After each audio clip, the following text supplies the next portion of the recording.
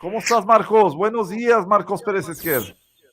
Muy buenos días, Moisés, Jesús, qué gusto saludarlos. Gracias, Marcos. Buenos días. Pues, consumatum est lo de la ampliación de el ejército en las calles hasta el 2028, Marcos. Funcionaron esos 10 días para la razón que sea, para la negociación, para el empellón, para el apretón, para el amago, para la razón que sea, pero salió finalmente la reforma en el Senado. ¿Cómo lo leíste? ¿Cómo lo viste? Pues mira, Jesús, es algo que a mí me parece muy grave por varias razones. Primero, hay que recordar de dónde venimos. Se le había autorizado al presidente, por parte del Congreso, a tener una Guardia Nacional con la característica indispensable de que fuera civil y que estuviera adscrita al ramo de seguridad pública, con un agregado, un permiso por 5 años para que usara las Fuerzas Armadas en acompañamiento de esta Guardia Civil en tareas de seguridad pública, hasta en tanto la corporación civil se fortalecía, se consolidaba, se desplegaba. Bueno, ocurre que no hizo la chamba el presidente. Es decir, por un lado, incumplió la Constitución y de facto le dio un carácter plenamente militar a la Guardia Nacional, y por otro lado, incumplió esta obligación de fortalecer las corporaciones policiales civiles, tanto a nivel nacional como a nivel de los estados y municipios.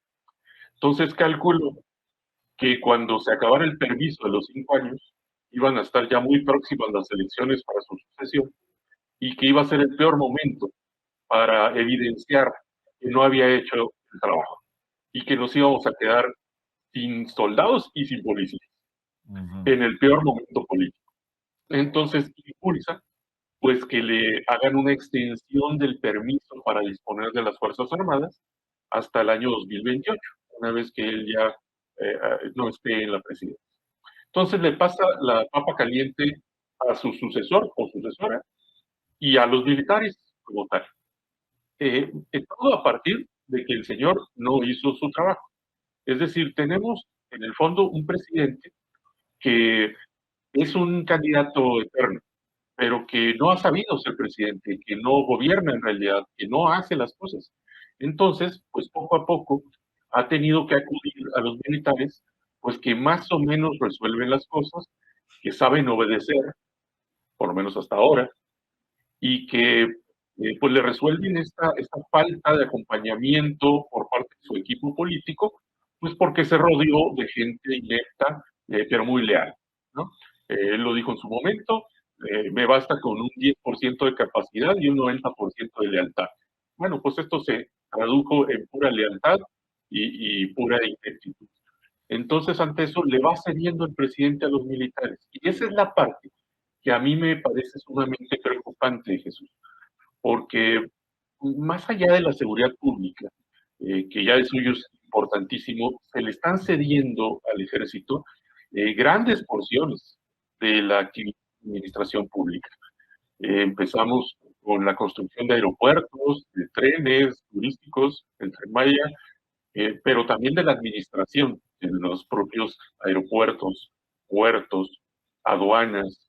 Empezamos con la construcción de bancos, los bancos del bienestar, eh, reparto de programas sociales, distribución de vacunas. Les dieron diversos puestos en la administración pública en distintas entidades y dependencias, y ahora se anuncia que hasta una aerolínea les van a autorizar, ¿no? Entonces son cada vez más eh, la forma en la que inciden los militares en aspectos que antes eran puramente civiles. Pero además vemos también otro tipo de incursión de los militares en la política. Es innegable que los vemos obstaculizando la administración de justicia. Estuvieron ocultando durante mucho tiempo lo sucedido en Iguala, ¿no? En el caso de Ayotzinapa, de los 43. Pero además, ahora que se están revelando algunas cosas que involucran a militares, se dan el lujo, Jesús, Moisés, de defender judicialmente o jurídicamente a los militares. Es decir, encontramos una especie pues, de esquizofrenia del gobierno, porque una área del gobierno, dependiendo de gobernación, hace las imputaciones contra estos militares, acompañados de la fiscalía, y por otro tenemos a la Sedena con un equipo de abogados, algunos militares de la Procuraduría Militar y otros contratados como particulares para defender a estos militares que han sido acusados por el propio gobierno, ¿no? Me da la impresión de que es como una especie de afrenta o de desafío de los militares al aparato de justicia y de procuración de justicia. Vemos esto, pero vemos también con estos hackeos de Guacamaya, que hacen labor de policía política, hacen labores de espionaje político a través del famoso software Pegasus, y que espían no solamente a criminales, sino también a periodistas, o activistas o opositores. Y por ahí puede venir algo de la explicación de cómo es que se sintieron tan presionados o quizá tan amenazados algunos legisladores que tuvieron que cambiar su voto ahora en el Senado para esta importante decisión. También, Jesús, Moisés, hemos visto recientemente cómo amenazan al presidente. El general secretario le dijo en la mesa de gabinete de seguridad al presidente que si se seguía desprestigiando al ejército, él retiraba las tropas de las calles y a ver cómo le hace. Es decir, se está dando el lujo ya de amenazar al presidente.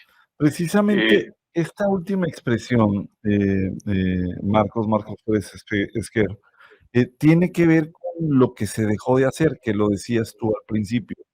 El planteamiento de 2019 era sí tener una Guardia Nacional que fuese nutrida con el personal de la Policía Federal que existía hasta ese entonces y una participación del Ejército, pero ir reclutando personal civil, profesionalizando, para que después de 5 años, 2019, y pensabas en 2024, tuvieses una Guardia Nacional más con efectivos civiles que hubiesen tenido un nivel de capacitación alto para hacer ese trabajo de la Guardia Nacional, que atendiera los delitos del fuero federal. Y en paralelo, dotar de recursos a los municipios para que tuvieran policías municipales, dotar de recursos a los estados para las estatales y a las fiscalías para los ministeriales, de suerte tal de que de 2019 al 2024 tenías una Guardia Nacional Civil profesionalizada, pero también tenías policías estatales, municipales y de las fiscalías que pudiesen entrarle al tema de la violencia. ¿Qué tenemos? Que sigue creciendo el número de delitos, de homicidios dolosos, de delitos del fuero común, del fuero federal, y tenemos este señalamiento que tú comentas de ejército de eh, amagar con el retiro de las tropas de las calles. Creo que es el momento, digo, tarde, pero es el momento para entonces sí profesionalizar. La pregunta es, lo que se aprobó hace unos días, ¿va en camino a eso? ¿Cuál es tu percepción sobre esta aprobación, Marcos Pérez Esquer? Pues mira, la pregunta es muy interesante, Moisés, porque ciertamente para variar el voto, para cambiar su voto, algunos legisladores de oposición han utilizado como pretexto, desde mi punto de vista es un pretexto, que se le hicieron modificaciones al dictamen y que en estas modificaciones se han introducido controles parlamentarios y también la creación de un fondo de apoyo económico a estados y municipios para fortalecer estas corporaciones policiales. La verdad de las cosas es que ambas cosas son muy inciertas. ¿Por qué razón? Primero, los controles parlamentarios. En realidad ya se tienen, siempre se han tenido. Se habla ahí en el régimen transitorio, en estas modificaciones que se hicieron, de que habrá una comisión bicameral donde van a darle seguimiento y vigilancia a la participación del ejército en tareas de seguridad pública. En realidad, pues ya existe una comisión bicameral de seguridad nacional, la cual perfectamente podría haber hecho ese trabajo. Lo que pasa es que el ejército es sumamente renuente, históricamente ha sido muy renuente a rendirle cuentas al poder civil. Y yo no veo por qué en este momento eso va a cambiar por parte de los militares. Pero además de esta comisión, también ya se tienen sendas comisiones tanto de seguridad pública como de defensa nacional en ambas cámaras. Entonces tienes 5, 6 o 7 comisiones ya creadas, con las cuales perfectamente se le puede dar seguimiento a esa labor si hay voluntad del ejército. Por otra parte, el tema del fondo de apoyo económico. La verdad es que la redacción quedó tan vaga que no queda claro ni siquiera de cuánto dinero estamos hablando, de cuánto es el monto. Por ahí hubo una propuesta del bloque de contención, encabezado este proyecto en particular por MC, donde sí dejaba muy, muy claro de cuánto estábamos hablando en términos de pesos y centavos. En lo que se aprobó, en realidad no queda claro. Hacen una redacción sumamente vaga, no solo vaga, sino mala, o sea, en mal español. No se entiende cómo se va a calcular. Se habla de que va a ser un fondo que va a equivaler al incremento que se le dé cada año a las Fuerzas Armadas en el presupuesto. Pues sí, pero ¿con qué base? O sea, le vas a dar el mismo incremento a partir de qué monto. O sea, no supieron ni siquiera redactar el documento. Entonces, ambos asuntos quedan totalmente inciertos. El control parlamentario, pues seguirá dependiendo de la buena voluntad del ejército. Ya veremos que ahora sí hay voluntad, yo lo dudo mucho. Y el fondo, pues quedará dependiendo pues del voto que decida el presidente de la República.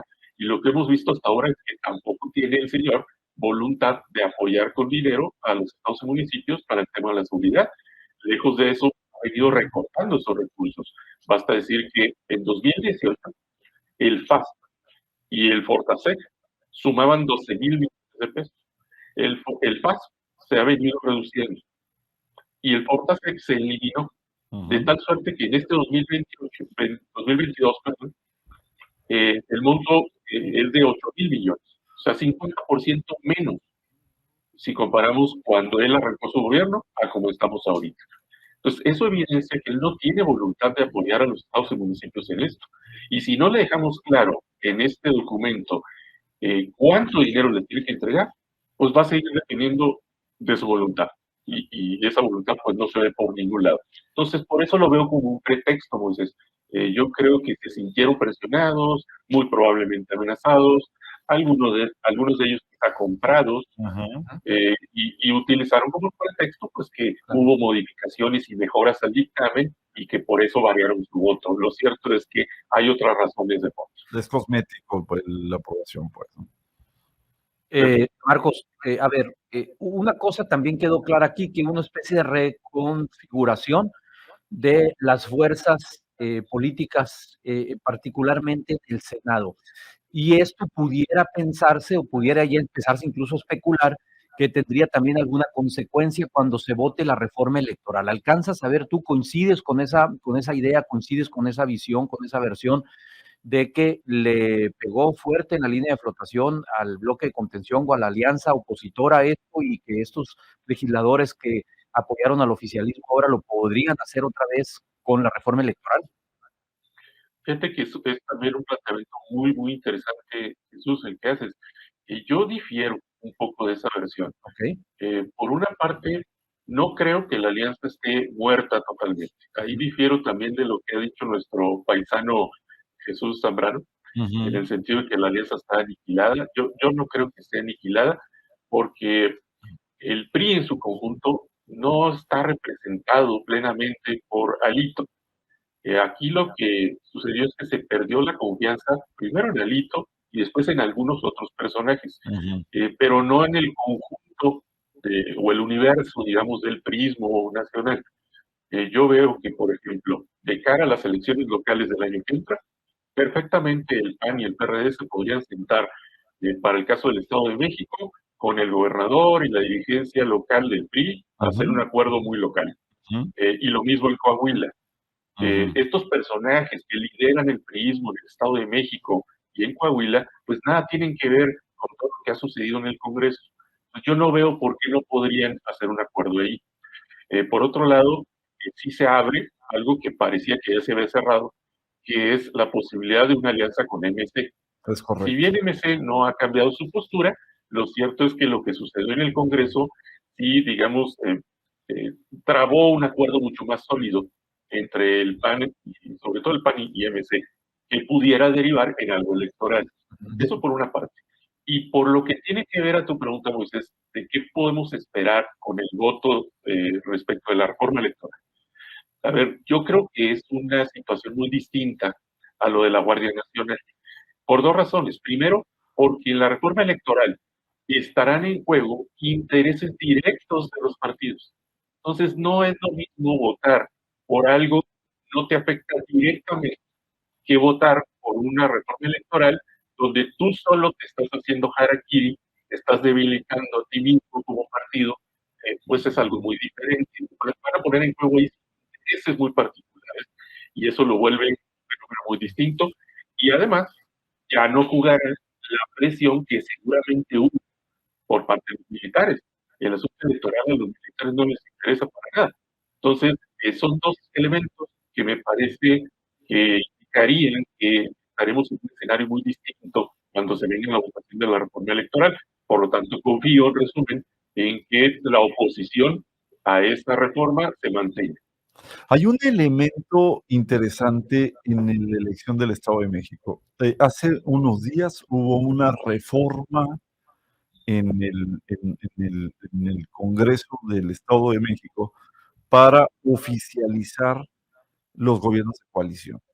Y eso abre, fue votada evidentemente en contra por Morena, pero fue apoyada por todos los partidos, Mandando una señal. por el PRI, por el PAN, por el PRD, por MC, que un poco es como que un avance de lo que pudiese venir dentro de la reforma electoral también. ¿Cuál es tu opinión, Marcos Pérez Esquer? Sí, yo creo que en el Estado de México estamos viendo señales de que hay interés en continuar con la alianza. Hay señales por parte del gobernador muy, muy claras.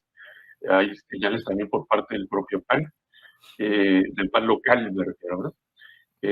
Claro, el PAN local sigue insistiendo en que cabece esa alianza un panista, Enrique Vargas. El gobernador pues sigue insistiendo en que sea su propuesta, que es Alejandra del Moral. Creo que ya no juega a estas alturas la propuesta de Alito, que era Ana Lilia Herrera. Me parece que está entonces entre la propuesta del PAN y la del PRI. Creo que en el Estado de México debería llevar la batuta el PRI, por razones pues, históricas, de tamaño de la fuerza política en el Estado. ¿No? Pues que el PRI es mucho más grande que el PAN en el Estado, en fin. Pero sí que tienen que llegar a un acuerdo muy claro de cómo pueden cogobernar. Y en ese sentido es que se inscribe esta reforma que estás mencionando, Moisés. La señal es, yo PRI, yo gobernador, estoy dispuesto a, si tú apoyas mi propuesta y te alías conmigo, a ceder una parte del gobierno para que haya una suerte de cohabitación en el gobierno, de cogobierno, ¿no? O de gobierno en alianza, como se le ha dicho. Me parece que es una señal muy clara. En Coahuila vemos algunos detalles similares. No esta reforma que mencionas, no se ha replicado en Coahuila, que yo sepa, pero sí que se lanzan mensajes constantemente en el sentido de que verían bien una alianza con el PAN desde el gobierno del Estado. Por eso creo que sigue viva esa posibilidad. Y a partir de esto, pues ya veremos qué ocurre para el 24, pero creo que se sentarán las bases para una recomposición de esa alianza. Marcos Pérez Esquer, te agradecemos muchísimo tu participación como cada sábado para ayudarnos a entender un poco lo que está pasando en la coyuntura a nivel nacional. Un gusto saludarlos. Muy ilustrativo y muy rica tu orientación, Marcos Pérez Esquer. ¿Nos puedes compartir tus redes sociales, Marcos? Sí, estamos en Twitter, @Pérez Esquer, en Facebook, /Pérez Esquer, también en LinkedIn, /Pérez Esquer. Bueno, por ahí canal de YouTube también, Pérez Esquer siempre. Y publicas también, Marcos, en Sergio Valle News y también en el Heraldo, ¿no? Estamos en el portal sergiovalle.mx, en el portal Esfera Política, en el portal Revolución y en el semanario Contraseña de San Luis Recolora. En Contraseña de San Luis. Muchas gracias, Marcos.